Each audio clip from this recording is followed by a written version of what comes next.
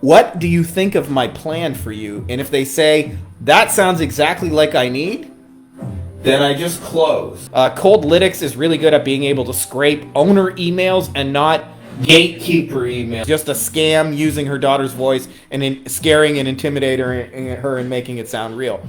So, the future of AI is probably going to get fucking weird.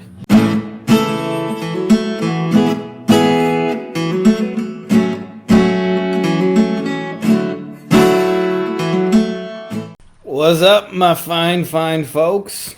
Big Daddy over here. I'm just going to put on a little tunes. There we go. Some Zelda music for the win.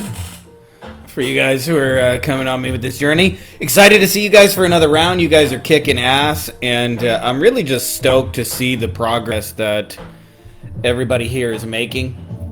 It's hell of exciting to see the businesses you guys grow, the expertise you're creating, all that good stuff. It's amazing. Two quick announcements before we get rocking and rolling. Thing number one, we are so close to full in the Wolfpack, but I do have a few spots available. If you'd like that to be you and not go on a waiting list, you can check out the details on that, beyondagencyprofits.com/Wolfpack. And I'm about to add a piece to our members area that is going to make everybody's life like significantly easier. Been working behind the scenes to bring in some VAs and things like that so that you can actually take everything that's working in Frankie's business and have my whole team and my whole support, meaning like all our follow-up messages, all our meeting booking, all our templates and outreach, and we'll just get people on the calls or into your business for you. The smart way, the less but better way. I'm not 100% there, but man, the next few weeks are going to be hella exciting. Second thing is, a lot of you guys said you were interested in the revenue share stuff, which is, to be honest, like the longer and longer I do this, the less I want to work for a retainer, the more I want to do revenue share. I'm still kind of a little bit in some in-between phase, making up my mind what I want to fully go all in on. But man, revenue share stuff is just fun, is exciting. They're easy deals to get. And I'll tell you what stops 99% of people is they don't know how to pick the right partners. But if you understand that piece, like you can just, like it's almost a license to print money. It's easy to get $10,000 to $30,000 a month clients. And it's amazing to me is when you do revenue share like $1,000 a month, because it's pay first, results later. They'll push you and they'll fight you on it. On revenue share, it's results first, pay second. They'll happily, the same client will pay you 10 or 30 grand just to take the risk out of it. So it kind of boggles my mind. And it also, even if those of you guys who are doing purely revenue or purely retainer deals, it'll give you great clarity about what makes the right type of clients, because what makes a great revenue share client is also what makes a great retainer client. But having said that, it's a lot easier because you're selling their stuff to their people using their resources. And so it's like super easy, it's super fast, super quick, and you can usually like get a result within the first 24 hours. So I do plan to launch probably a little mini course for that, maybe sometime towards the end of the week, although I am traveling, so I'll keep you guys posted on that. But, you know, it's exciting times. So anyways, enough about that. Let's get into the good stuff. Ladies and gentlemen, boys and girls, children of all ages, Frankie Fihn proudly brings to you our weekly Q&A. We got a legend, man. I always get excited when our man Seth comes on, dude. This guy's probably got the coolest agency of the bunch here, and he's just kicking ass and taking names. Although I know it's not all rainbows and butterflies on the inside, my man, but, you know, I've been super impressed with you since the day I met you, and nothing about that has changed in all these years, so appreciate the shout out. We got Raul up first, who says, Frankie Fihn, what are you doing for a first date offer for these clients? Is that going to be fulfilled via white label? This is a question about the 90-day white label challenge, where I am building from zero in a new niche with no connections, a new agency to 10 or 20K a month. We're actually probably likely to hit the 10K a month this week. We got a couple of web design proposals that are just going through a little bit of back and forth, but I'm 95% sure they're both going to land, and so we may have actually already hit the goal after about 3 weeks. Not a steady, consistent 3 weeks. It's been a little bit off and on because I got a few other things going on. But so here's the question. Is it going to be fulfilled via white label? Yes. And then the question is, what are you offering for first dates? Now, this is a little bit tricky because it's not always easy to get first dates with white label partners. So what I'm doing is I'm actually offering marriage out of the gate. But this is the reason why I say this is a nuanced thing is it depends how people find you, okay? Because if you just cold message a stranger and it's like, hey, cold stranger, do you want to buy my website or do you want to buy my SEO? It's a lot harder to sell them a marriage offer, so it makes way more sense to just package a risk-free first date. Having said that, I don't have time to do that and all create that in this particular challenge. So what I'm doing is I'm driving more inbound through expertise. So for example, like 2 of the web design deals that we've come across have come from the people who run the magazines in the association saying, oh, you have to talk to Frankie Fihn. He's the guy. And because of that, like because it's inbound driven by an expert, I can get away with going straight to marriage. So what I've been doing that for those of you guys who've been following along is just building relationships with the top players in the industry. Seth is talking right now. I mean, he's the master at building relationships with the top people in the industry. He says, thoughts on a giveaway like earpods or for qualified cold outreach pitches if they sit for your full pitch. I've seen a few people do it, as long as you're targeting the right people, Seth, because as you know, like it's more about who is getting on that and less about like the giveaway. Because I've seen this, like, you know, if you go outside of our industry, this is essentially what the timeshares do, is they have some sort of like giveaway to entice you, but they put a qualifier on there, which is the good timeshares anyways, is they test you on day 1 to see like how often you go on vacation. That's question number 2, or number 1, and question number 2 is like how much do you currently earn. If you fail those 2 criteria, then there's no giveaway for you. So I would probably like kind of just narrow in the criteria, but absolutely, if you want to bribe people to talk with you, you absolutely can do it. Like, I will give you some earpods just to listen to us for an hour and there will be no hard pitch is a hell of an offer to make. Just hey, I just want to show you a demonstration of what we can potentially do for you. I would be all for that, as long as you make sure to like really tighten the criteria and get the right people, or whoever's doing it for you, I should say, in your case, has the right criteria. Because otherwise, you'll just be giving away free earpods to people who aren't qualified. But I think in your case, I mean, you know the game, so absolutely. Rick says, Frankie Fihn, not sure if this is Wolfpack stuff, but if it isn't, can you explain? If I run Facebook ads, what is the process then to send them a video of what you want them to buy? Do we use a lead form? If so, there are only links, or call now, or download options or form, or use a landing page explaining that they'll get a video if they put their name, email, and phone number. Thank you, sir. So we have Nicholas Kusmich coming on later in the week. It's already pre-scheduled, and I'll be traveling when it actually gets posted. But one of the things that I think he is the man at, Rick, I think if you're running Facebook ads, like the goal of a Facebook ad is to capture that lead, get them on an email list.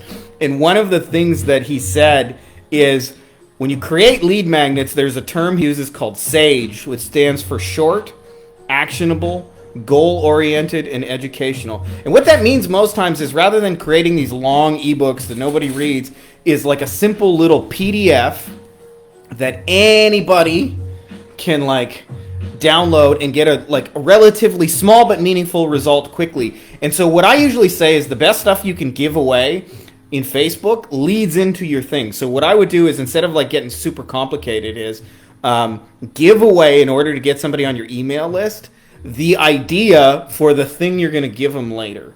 So like there's a period in the legal space where we tested for a couple of months, and we just didn't end up like scaling the offer because the logistics were too complicated. But we did like a referral event. So like a lot of lawyers go meet with chiropractors, and they go meet with physiotherapists and other doctors in order to get their business. And so we would organize the event for them, send out all the invitations, follow up with people, and get everybody to come into this event so that together. So our giveaway was like, hey, this is a referral checklist that you can use to get referrals. But of course, it leads into the thing we're selling. So I always say, if you can give away the ideas for free on step 1 and then charge for the implementation on step 2, your whole funnel will get a lot easier. Now, as far as like the logistics of dealing with people, we keep it really simple. It's like, I just have them like reply by email or text or Facebook Messenger, or however you're dealing with them. I copy and paste the video, and at the end of the video it says, if you'd like to get started, message me back. And they message me back, and I say the payment link, and we handle it from there. But you don't necessarily need all these automations and complications and all the tech. I worry about the tech in step 2, once the offer is proven to convert, once I know it works, once I know then we bring in automation. But I never start at automation. One of my mentors always says effective before efficient. So you want to get it working. So like the simplest, there's a term for it, MVF, minimum viable funnel. So minimum viable funnel is I give away a one-page checklist that gives away the basic idea. So if you're doing SEO, the basic idea might be like, here's how to bump your website 5 rankings. Like here's a checklist you can use. And then step 2 is like, you want us just to do that for you, right? Like that's it, right? We gave you the idea. So like really stupid, simple funnels. Oftentimes I think like in marketing, because we have so many tools like AI and automations and things like that, we forget that like it's just real people and just have real conversations and just have them like fun, relaxed, and casual, and be strategic in those things. So I would set that minimum viable funnel. On Facebook ads, you can go direct to sale, but I find it's better to get somebody on a list. So I would suggest give them a one-page PDF that leads into the thing you're going to do next, and give them the idea for free, and then just say, if you just want us to do it, we'll do it for you. And then when they reply, you send them the video, and you can just take the payment link right over email. Hey, is it cool if I send you? This is my line, by the way, that you can feel free to steal. Is it okay if I just send you the unfancy pants payment link right here by email? They say sure, and then you go send it. Like that's the whole thing. Best Frankie in the world. I hope so, my man.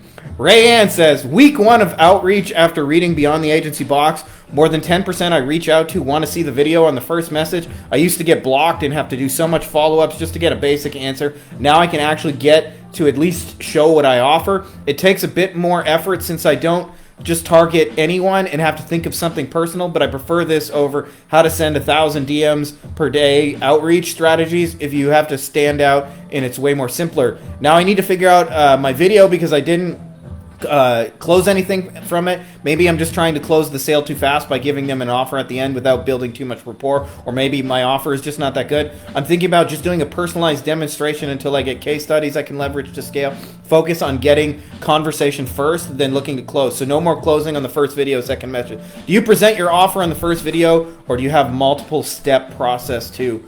Both, Ray. And so what I want to know first, okay, so there is a process you go to. Like, we have an automated sales system, but it doesn't start that way. It's not like on day 1, message 1, we have this automated sales message. In fact, we keep it really stupid simple in the beginning. So this is really our 2-step formula. Step 1 is we have a summary of the offer. And so when you're messaging people, what I want to do is send them a summary of the offer. And the reason why we do this is because I had a mentor say this very smartly. He says, if people will not respond to your 1 to 3 sentence summary of your offer, they will not buy it later either. So adding funnels and automations and tech, like if they won't raise their hand and say, that's interesting to me, tell me more about that. So it sounds like that hurdle has been crossed, as 10% of people are saying, okay, that sounds interesting to me. So it's probably not like purely the offer, because if people are responding and messaging back to you, like you've at least gotten over that hurdle. Now the second thing is,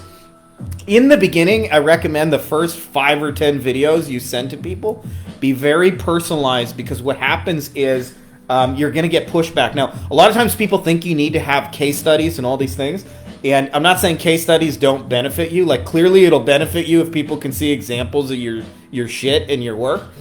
But having said that, the biggest thing they're looking for from you is that you have a real plan of action that makes sense to them, that you're going to execute on, that can produce those results. So almost always when it's breaking down in the video, it's because your plan of action doesn't make sense. And so as a quick little test, often what I'll do, and this is a cheat code for those of you guys who are still doing sales calls, is I will present my plan even before I present my price, and I will say, what do you think of my plan for you? And if they say, that sounds exactly like I need, then I just close, because they'll buy the thing because they bought the plan. But if they say, well, almost all the objections are like a form of, we tried something like that before and it didn't work. And so if they give you that, you have to go, well, where does this sound really similar to what you tried? And you got to kind of hone in on those details of where you're different. But don't present the price if they're telling you, well, we already tried Facebook ads and it didn't work, and your solution is a Facebook ad solution, right? So you have to dial in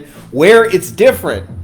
So that's my way of saying to you guys that if you're getting like kind of blocked on the video, it's almost always in the plan section of the video where it's falling apart. So what you want to be really clear is just show these people, this is what I'm going to do for you. 1, 2, 3, 4. And you can do that right away. Now, having said that, do follow-ups help? Yes.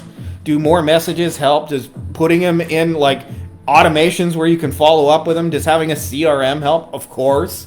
But having said that, like, don't build all that shit if you're going to build it for an offer that's never proven to convert, right? So you want to make sure that your offer works and, like, you know, stuff is happening like that. So I hope that's helpful to you. It's like, keep it stupid simple, but they're responding. Send them a little personalized message and just say, this is what I'm going to do for you. You see your website here. I'm going to move this, change that, update that, move this here, blah, blah, blah. Then we're going to claim your listing here, put this here, change that. Do, like, as long as you have a plan and you can show it to them, that is what they're looking for from you. Is the what drives sales like away faster than anything is when people go, hey, pay me and then I'll come up with the idea. I'll give you an example of this. I get pitched a lot of like YouTube SEO because I have a YouTube channel. People say like, we can improve your views and subscribers and the blah blah blah, and I say, how? What would you do? And their answer is always like, well, either pay me or jump on a call and I'll tell you. And that's my like litmus test to see if they actually know what the fuck they're talking about. But if they say like, hey, look at this video right here, if you change this to that and blah blah blah, just go try it and watch. And I guarantee you this one video will go from number 5 to number 3 or higher. Try it. And if they showed me they had a real plan, they would get the sale. But usually they don't. They're not either willing to give the plan until they're after they're hired. So what you want to do is have a plan before they hire you, because I don't want to pay you and then you figure it out. I want to believe you figured it out and then I'm going to pay you to go execute that plan, right? So that's what they're looking for you more than anything else in the video. And if you nail that, you'll make sales. Nazish, we got back to back, says, in your Q&A, could you please discuss how to get past gatekeepers? Or if you've already discussed, if you could please send me the link. Here's the deal with getting past gatekeepers. This is a big reason why I use a lot of direct mail. And on our direct mail, I learned this from a lawyer. There's a really big shot lawyer who goes by the name the Texas Hammer, and I sent him a piece of mail, and it didn't get there because he's big, and he has like people who check his mail and stuff like that. And I said, well, how do I get a letter in the mail to you? And he said, oh, if you write on it personal and confidential, like in the letter, nobody will open it. So I use a service called Click to Mail. And we send it, and I have a field that I add that says personal and confidential. And that's one way to get past the gatekeepers. The other way is, and you want to listen to a guy named Ari Gelper, who's got a ton of awesome shit that for free on YouTube. And he's a very small time, does not have a big following. But everything I learned about outreach and cold calling, all of that I learned from Ari. And what Ari says is very, very simple. He says, what most people do is they follow this script when they call somebody on the phone or when they message them, and it automatically gives away that you're just like just another salesperson. It goes like this. Hi, my name is... Sometimes they say, I hope you're doing well. They say, hi, my name is... I'm calling from blah, blah, blah, and the reason I'm calling today is because of blah, blah, blah. Right? And immediately I know you're selling something just from that language, right? Because customers don't use that language. Like if somebody's calling to buy something, they say, hey, what time are you guys open till?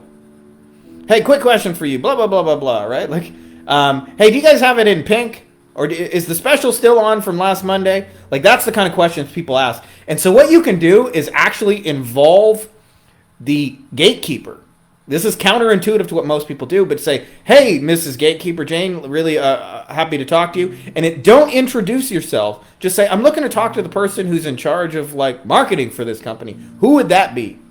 Right? I'm looking to talk to the person who's head of growing the company or whatever, right? I'm looking to talk to the boss about blah, blah, blah. And make it about the issues that they're trying to solve and less about like, I am so-and-so calling from blah, blah, blah. And the reason I'm calling, same thing is true if you send it in a message, right? If you focus on, hey, like any chance I could help you with your website is a better message than, hi, I'm Frankie Fihn and I'm from ABC Website Development and the reason I'm calling today is because blah, blah, blah. So if you do that, you're just going to get better responses and you either send stuff that gets by the gatekeeper or you include the gatekeeper. Also, a third solution to that, Coldlytics is really good at being able to scrape owner emails and not gatekeeper emails. So like owner email is dentist@dentalpractice.com and gatekeeper email is, info@dentaloffice.com. And they're very good at being able to get by the gatekeepers so you can message the person directly as well.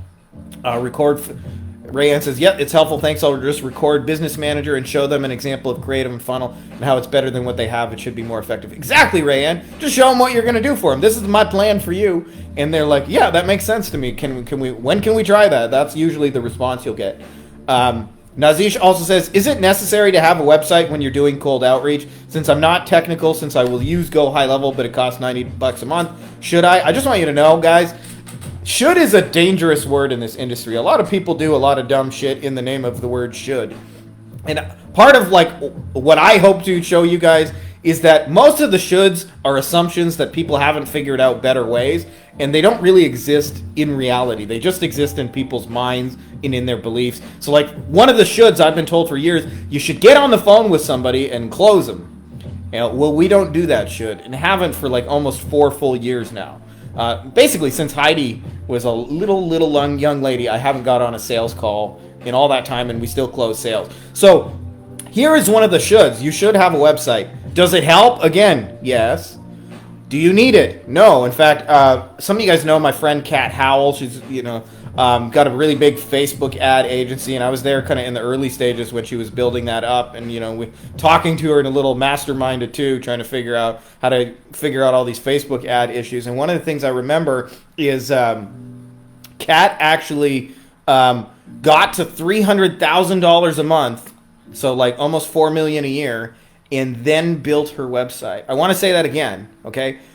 Built her company to $4 million a month, or $4 million a year, and then built a website. So this idea that you have to have a website is not necessary. If it helps you and it helps people, if you're doing outreach specifically, it probably is beneficial. In Kat's case, she's driving people to her over Facebook, and they're having conversations right over Facebook, and they're in a funnel, and they're in an email series, so why do they need a website to go to, right? So it depends how you're getting people, but having said that, there are no shoulds in this game. If you want to have a website, make one, but there's no this like, I need Go High Level, I need this. Like I see people, they think they need $1,000 worth of tools before they start, and a lot of time it's just like, just message a fucking stranger and say, I had an idea for you, and show them the idea, and you'd be amazed you can like get business doing just that.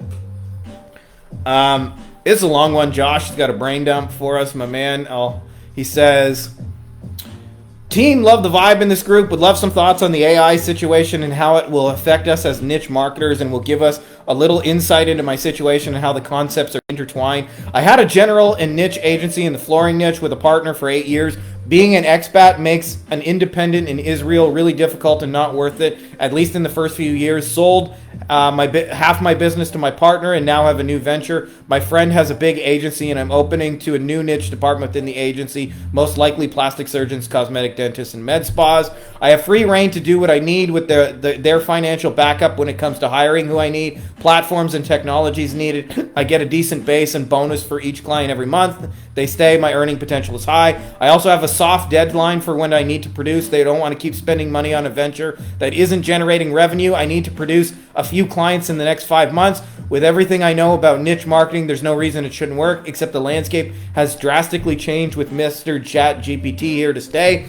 How will this affect us as marketers and the way people start getting their questions answered and viewing their results? How long do we have before organic search and local search becomes irrelevant in their current forms? I'm thinking in the near-term future we're fine, but if building a team from the ground up, where should I focus to be able to get the best results for the client as well as my new agency? My theory is that Bard and plugins that allow ChatGPT to access the internet will make local SEO and optimization even more important, with reviews and Google business profile interaction being important to the way AI gathers its answers.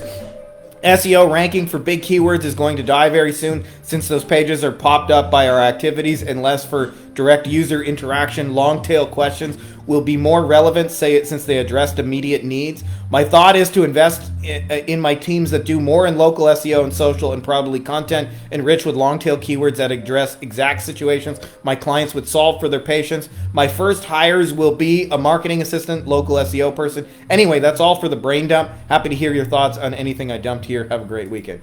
Josh, that is seriously a brain dump, my man. Firstly, my thoughts on AI. Nobody knows the future, but I'm just going to give you an opinion on what I see coming. Who knows? I'm not here to have a crystal ball. Anybody who tells you they have a crystal ball is generally full of shit. What I do see as virtually guaranteed is that shit is going to get weird. I just reading a story the other day, and get this, okay? Somebody called, they got scammed out of $50,000. A person got a phone call, and they said, the daughter called and said, "Hey, I'm in trouble. Sorry, Mom." And then this guy got on the phone and said, "I got your fucking daughter right here, and if you want to see her alive, you better pay me some money, and don't you dare fucking call the police." And then the daughter gets back on the phone and says, "I'm really sorry, Mom. I made a mistake. Please just do what he says." Now, that was not really the daughter. That was an AI replication of the voice. And the daughter was actually at a party and just unreachable. And the lady got extorted for 50 grand. And it wasn't even somebody who had her daughter. It was just a scam using her daughter's voice and scaring and intimidating her and making it sound real. So the future of AI is probably going to get fucking weird. It just is. Now, having said that, does that mean SEO is going to go into a nutshell? More of the world is not technology savvy than is. Like, in our world, everybody's talking about ChatGPT and Bard and all these things. But I promise you, like, the grandma looking for a plumber does not know what ChatGPT is and is not ready to use it and is not anywhere there. And we're years and years away from mass adoption. So in the immediate future, I wouldn't worry about AI taking away your livelihood. It's just not going to do that. It's just really not. People are still going to search local businesses. Will there come a time when AI like literally threatens the existence of like search? I could see it happening. I could see AI is the first time like AI summarized the best 5 plumbers in Georgia for me and tell me what they're good at, like as a better thing than like using Google search. Now, having said that, we're a ways away from that. The best place, by the way, this is over and over the thing. Whenever you're confused about your next step, almost always you're in a corner, and this only happens to smart people, and I find by and large people who follow me are smart people, and so like we all get stuck on this kind of shit. But when you're stuck, you're making it too much about you and AI and the future and all these kind of things, and not enough about the people you're trying to help. So you mentioned plastic surgeons, med spas, cosmetic dentists. What does a plastic surgeon want? What does a med spa want? What does a cosmetic dentist want? Those are where you actually need to focus your energy and your efforts and your time and your resources, because what you'll find is it's those people that you need to focus on serving. And so what you got to do is just have conversations. What are you trying to do? What are you stuck on? What problems? What kind of patients do you want? And the more you can engage those people in conversations, what you should offer will steer out of that. And sometimes it's just a 10-degree shift in what you're doing. I do SEO to help get you mommy makeover patients. It's like it's the same almost exact goddamn deliverable. But SEO, man, that's how they feel about it. They don't really care about SEO. SEO and get you mommy makeover patients is a totally different offer. I know that just having worked with plastic surgeons for 7 years, that was an exciting offer to them at the time. Cool sculpting was another one they really liked, because they get to the surgeon doesn't even have to deliver it, and a machine can charge like $200 an hour. But point being is, if you're stuck, go to your market and figure out what they want. And you mentioned you got a deadline, so like clearly like goal number 1 is to get clients, and you need to figure out who they are and what these people want. And the more you just focus on that and making it about them and not about you, the faster you will achieve that goal. Almost always when we're stuck, we're in our head overthinking options and not enough like dealing with real world people and thinking like, what do these people need? What do they want? What are they stuck on? What are their challenges? You'll just make the whole thing better and easier. Melissa says, I hope that's helpful, my man. I know that's a big brain dump and not necessarily directed, but I hope that's helpful to all you guys who are kind of stuck in the overthinking part of it. Melissa says, questions. I'm in a tough niche and my clients need to be in directories that are costing $500 per month. Should I continue to be paid by the agency, or do you pass these costs on to the clients? What's been your experience? 2 answers to that, Melissa. Number 1, pass the costs on to the client. Number 2, I would test that assumption. There's very few niches that are so competitive that you actually have to be in the directories. I'm not saying you're wrong. I'm just saying like should is a dangerous word. We have to be in these. Should or have to are dangerous things to use. I would try just having one client not get those links and see what happens, and you may find that you're incorrect in that assumption. But test that with real world stuff, and if you find you absolutely do need it, like make the clients pay for that, because it's just like it's a part of doing business. Or raise your fees $500 a month to cover for that. Ryan says, if you have delivery fully outsourced for up to 10 to 15 clients, roughly how many total hours per week does it take to run the rest of the agency, excluding client acquisition? Right? If you really have it fully outsourced, then the answer is like 0 or close to 0. I mentioned this in my book where I mentioned the 5 stages of agency growth. Stage 1, you're single solo operator. Stage 2, you're starting to build a small team. Stage 3, you're out of the day-to-day and you're becoming like a manager. Stage 4 is you're building like almost like a franchise. And stage 5 is when you start building multiple divisions and things like that. The answer depends a little bit on where you're at. If you're stage 1, almost all of the delivery is going to fall on you unless you have a white label partner because you're the whole business.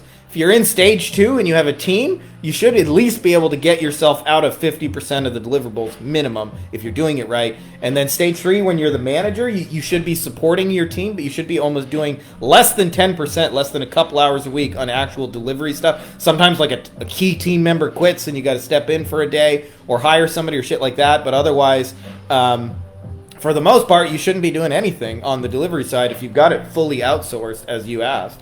So I'm not, maybe if you want to add some follow-up to that question, because I don't necessarily understand it as you've asked.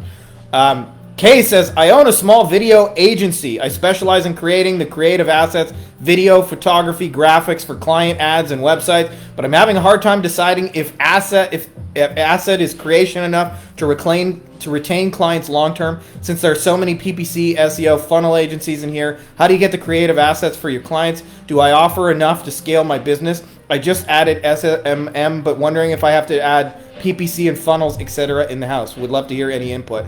Kay, I'm about to shatter your perception of what your agency is. So there's an interview I did in the group with a good friend of mine named Michael Mogul, who runs a very big video editing agency in the legal space called Crisp Video.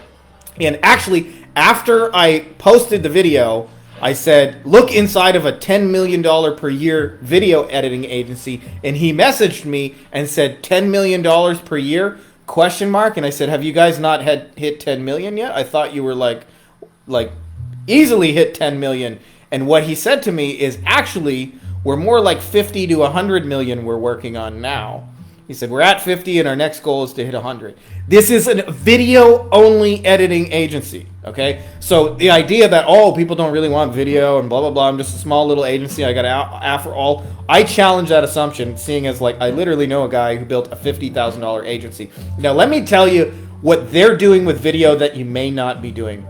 Is they're selling videos to lawyers and a couple of other industries as well, and focused on videos that help them convert the traffic they already do. So for lawyers, they go and I only know the legal niche because I know a lot of their clients, but you can check them out. Just go to Chris Video. They got lots of examples. And they create these fancy brand videos, and what they'll do is they'll actually fly a team out to your location, record you talking, and they make like a movie trailer that like just tells your heartfelt story and does it in a way where it's fun and people want to listen to it. And it's like a movie, like I said. And then you put that as the centerpiece on your website, and what will happen is it will start converting traffic for you that you were not converting, because it's just a useful thing. It shows testimonials, and in our case, like, I was badly damaged and this lawyer saved my life. Like, literally, I don't know what I'd want to do without them. My daddy always raised me to help people. Like, it's a real heartfelt story. And they charge about $12,000 for a brand video. And then if you want to do Q&A videos and stuff like that, I mean, there's no upper limit, but they usually charge like $50,000 to $100,000 for these video editing packages.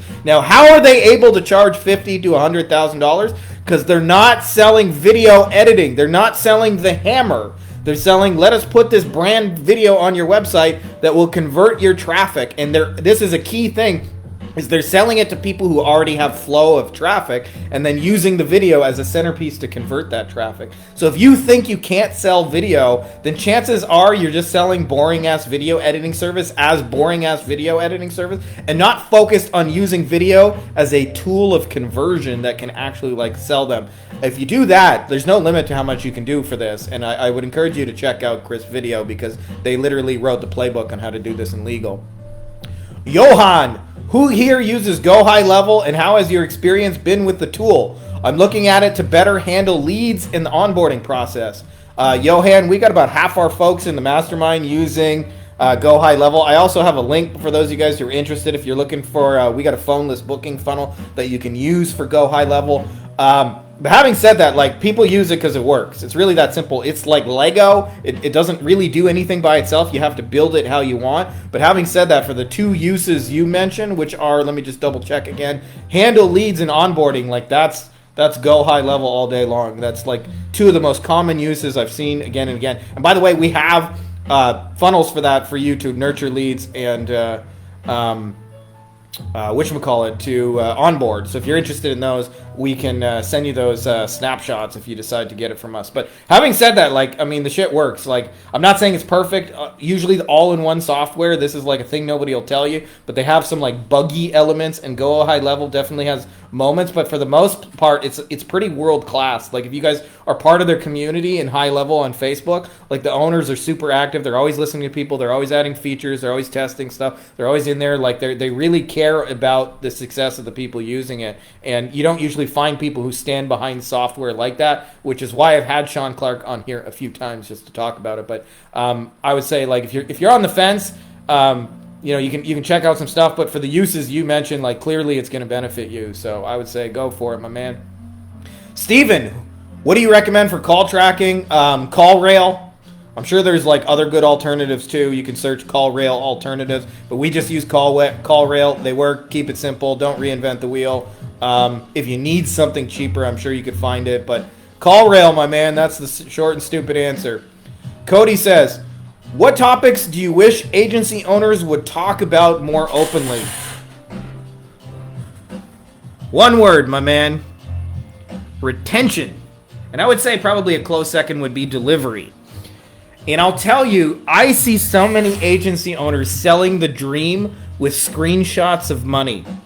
Going, I got a new Stripe payment. I got a new PayPal payment. Look at me and look how much money I'm making. And you guys will notice I don't really do that. I'll tell you why I don't. Reason number one is because I think it attracts like mostly like the wrong people who are like just thinking about clients as like credit cards, and mostly beginner types who like don't have a history of like helping people. As where I think my stuff is just better served for people who are actually like in the business and are actually operating it. And I'll tell you the reason why retention comes up. This is a thing nobody likes to talk about, by the way. Is I've seen I won't mention the guru's name, and I'm not like picking at him, but he had an offer that everybody in his world was using, which is like, we guarantee you get X number of booked appointments, or we'll pay you $1,000. And for like 3 to 6 months, everybody in his program was running that. And so there were like thousands of these offers going out, like, we'll get you X number of appointments, or we'll pay you $1,000. Now, what do you think the odds are that all those people actually delivered on those promises of like 10, 20, 30, 40, 50 appointments?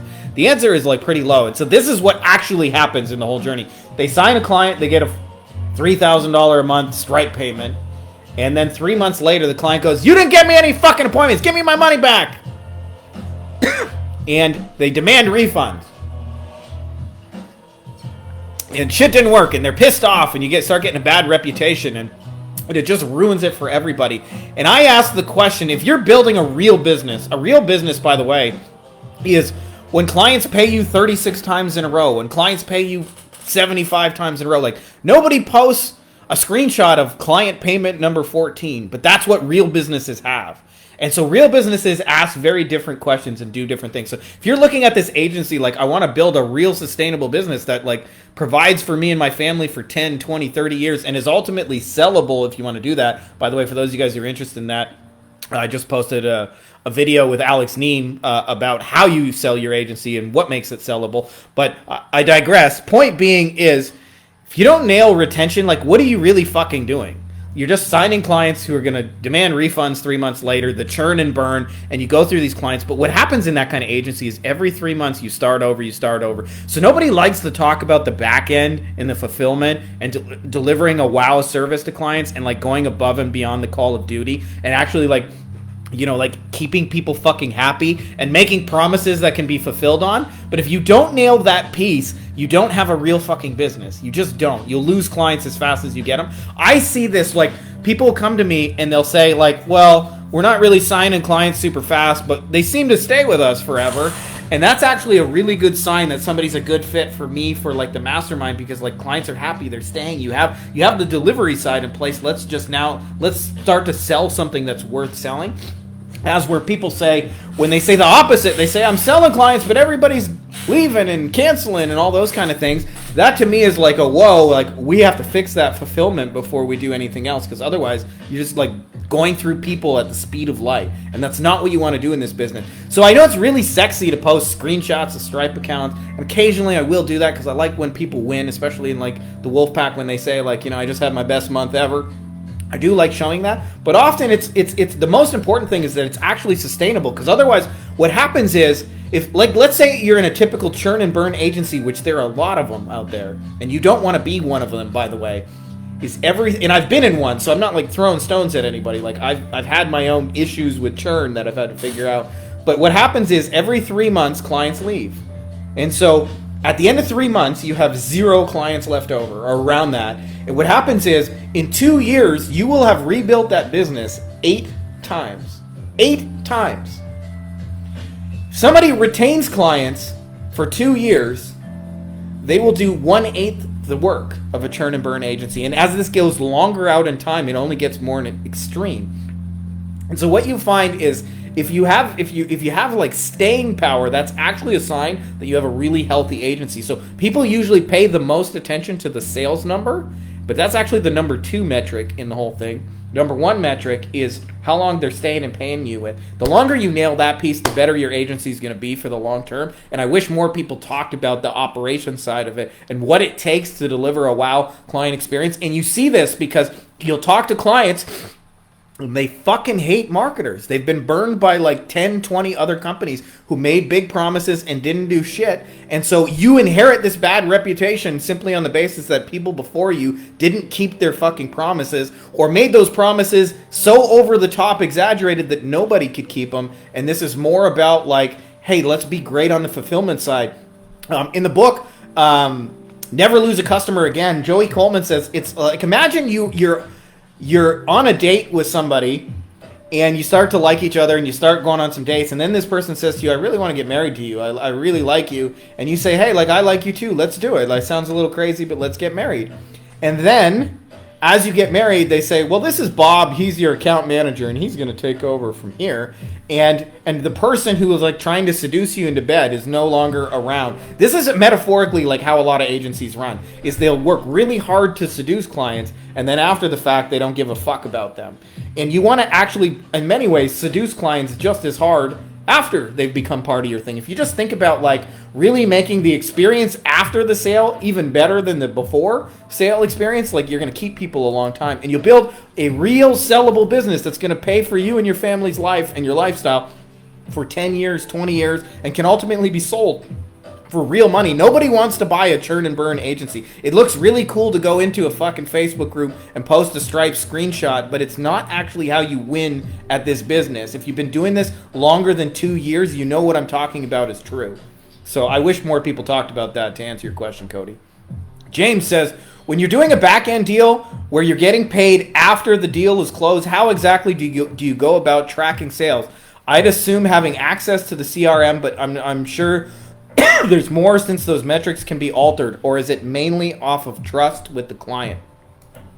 This is a good question, James. So we're going to talk more about this in revenue share deals in the next few days. So the first thing is, do not rely on trust. Don't just trust people to like pay you, because the worst thing you can do as a revenue share deal is do a shit ton of work for somebody that ultimately either isn't going to work or doesn't pay you. Right? Like that's the worst case scenario. Imagine like you spend a year doing SEO for somebody and then they don't pay you. So there's a story that I use that kind of illustrates this. Imagine there's a piece of land that you are interested in buying, and you're 90% sure that piece of land has gold on it. Well, the worst thing you can do is write a big check and buy that piece of land and go invest a bunch of money and find out the 10% scenario is true. Instead, I think a better way is to ask yourself, how can I test small to know that there is, in fact, gold on that land? And when I say small, I mean small in terms of time, in terms of energy, and money. So I'm thinking to myself, what's the quickest, easiest, fastest way I can determine whether there's gold? Maybe I arrange, hey, I talked to the owner, I'm interested in your land. Could we, before we close the deal, could I spend an hour and do a geological survey on your land? I'm interested in some of the minerals below, and I just want to check if it, meets our criteria. They'll probably say yes, but the key is I'm limiting myself to an hour, and maybe I might pay a crew of guys for like 1 hour. And so it's like you want to minimize that. So that's how you want to think about approaching revenue share deals. So there's a magic phrase: is, can we do a test?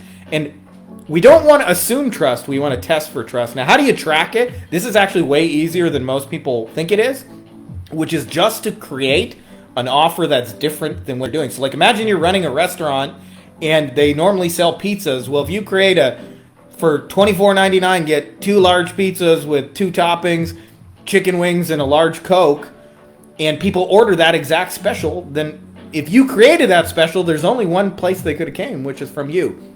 Sometimes you have to do this differently. So like lawyers, for example, cannot do revenue shares legally with non-lawyers. It's against, like their license and all that.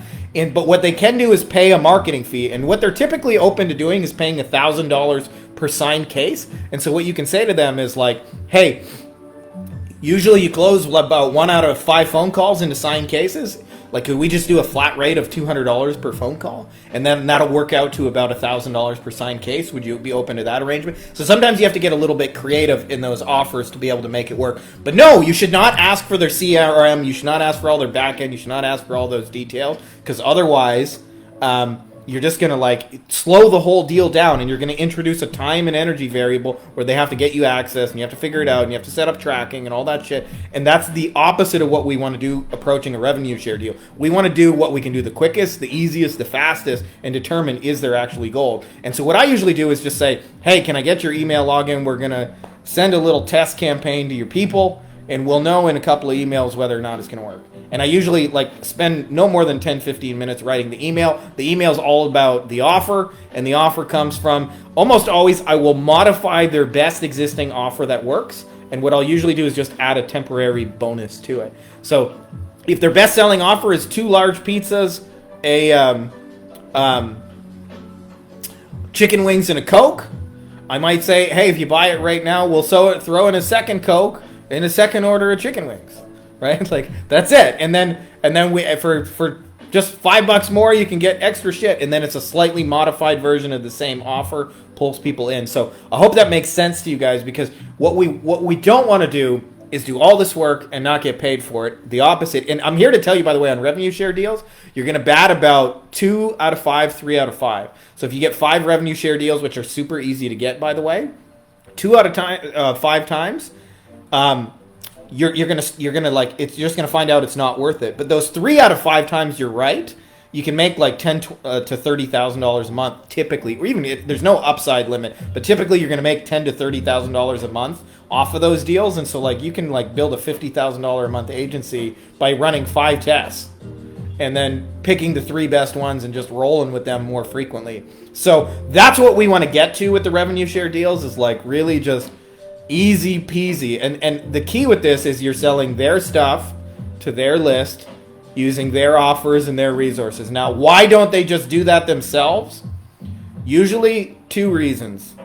Reason number 1 is they're busy and they don't have time to actually execute that. They know they should do it, they're just too busy. Reason number 2 is they don't think they can. They think, hey, I already sold them 2 pizzas, chicken wings, and a Coke. Why would they want more 2 pizzas, chicken wings, and a Coke? And it's well, maybe they're hungry again. Maybe they know somebody. Maybe they want a second one for another location. There's a lot of reasons why they may want more. And so they think they can't sell stuff twice to people who already bought it once. And if you just test that, you'll find out almost always that's wrong. But those are some of the keys to making revenue share deals. We're going to talk a little bit more about those over the next few days, although I got some other stuff in the pipeline. But I hope that's helpful to you guys in all of that. So looks like that's all we got for questions. I just want to say really quick, for those of you guys who missed the opening and the announcements, we're almost full now at the Wolfpack. We got a couple of spots left. I'm doing some major facelifts to almost the question I'm asking myself, almost how can I force people to win in there? So we'll be adding some really cool stuff to take the stuff that's working in my business to be able to swipe and deploy and have a whole team of people behind you that can actually like execute on stuff and just make your life easier. So all you got to do is have the occasional conversation, put out the occasional little video, that kind of thing. And then secondly, I wanted to mention that we are going to do a little mini course about the revenue share stuff. For those of you guys who are interested in doing that, I'm telling you, the more I do this stuff, the more I like it. I don't know if I'm fully all in on revenue share. I'm still like probably in a bad stage of life where I'm dabbling a little bit too much. But having said that, I love the revenue share deals. I have really cool partners. They're easy to help. They're easy to deal with. We make good money together. I believe in their stuff. Like it's really, really good overall. So if you guys are interested in that, I will probably make a formal announcement later in the week and check that stuff out. And that's all I got for you guys in this version. Much love to you guys. May the force be with you. Hey guys, if you like this video, you'll also like my book on Amazon called Beyond the Agency Box, which you can also find by my name, Frankie Fihn, and it's got a lot of awesome reviews. And it really just goes deeper on a lot of things we're talking about, everything you need to grow and start a lifestyle agency, from the stages you'll go through to getting clients, to how to create winning offers, to high value deliverables, to wowing clients, to building teams, to building systems, and building a boring factory that's like a 7-figure money machine for you. So if you're interested, I put links for you in the video description, as well as it'll be in the pinned top comment below, and make sure to check those out.